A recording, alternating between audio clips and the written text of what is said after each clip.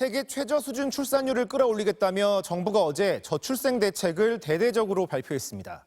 그런데 그중에는 극히 일부에게만 혜택이 돌아가서 실효성이 있겠냐는 지적이 나오는 정책들도 적지 않은데요. 팩트체크 알고 보니에서 구체적인 수치로 확인해봤습니다. 이번에 정부가 내놓은 주요 저출생 대책 중 하나는 주거 대책입니다. 주택 매매나 전세 자금으로 신생아 특례 대출을 받을 수 있는 소득 기준을 부부 합산 연 2억 5천만 원까지 끌어올렸습니다. 좀 완화하기로 한 취지는 경제적 어려움으로 인해서 구입이나 전세를 얻기에 좀 어려운 가정들이 또 많습니다. 그분들이 출산에 대한 좀 부담을 갖지 않도록 새로 수혜를 입게 될 것으로 예상되는 가구는 전체 신혼부부 가운데 2%, 초고소득층입니다. 소득 구간별 출생률을 확인해봤습니다. 2019년 기준으로 100가구 가운데 아이를 낳은 가구 수는 소득 하위층이 1.34가구, 중위층은 3.56가구, 상위층 5.78가구였습니다. 상위층이 하위층보다 아이를 훨씬 많이 낳고 있는 겁니다.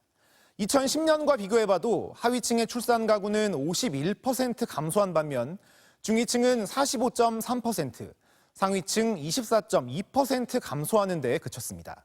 당장 출산 지원이 시급한 건 초고소득층이 아닌 하위층이라는 걸 알 수 있습니다. 최근 여러 연구에서 보면 소득 하위층에서의 출산율이 더 낮은 것으로 나타나고 있기 때문에 이들에게 보다 집중할 수 있는 출산 정책이 더 효과적일 것으로. 각자 집이 있는 사람끼리 결혼해서 1가구 2주택이 되는 경우 양도세와 종합부동산세를 1주택자로 계산해주는 기간도 현재 5년에서 10년으로 늘려주기로 했습니다. 그런데 주택 소유자 가운데 30살 미만은 1.8%, 30대도 10.1%에 불과합니다. 청년들 대다수가 무주택자라는 점에서 이 대책으로 혜택을 보는 건 집이 두 채인 소수의 자산가들 뿐입니다.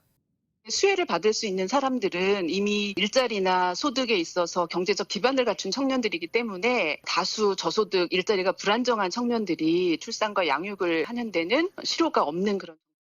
또 가족 돌봄 휴가와 배우자 출산 휴가를 하루 단위가 아니라 시간 단위로 유연하게 쓰게 해준다고 했지만 통계청 조사를 보면 유연근무제를 사용하는 임금 노동자는 대기업을 중심으로 전체 15.6%에 불과하고 47%는 사용을 희망하지만 못하는 실정입니다.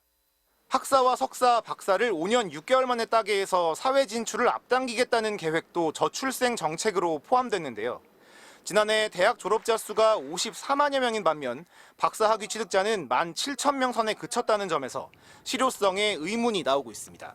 알고 보니 이준범입니다.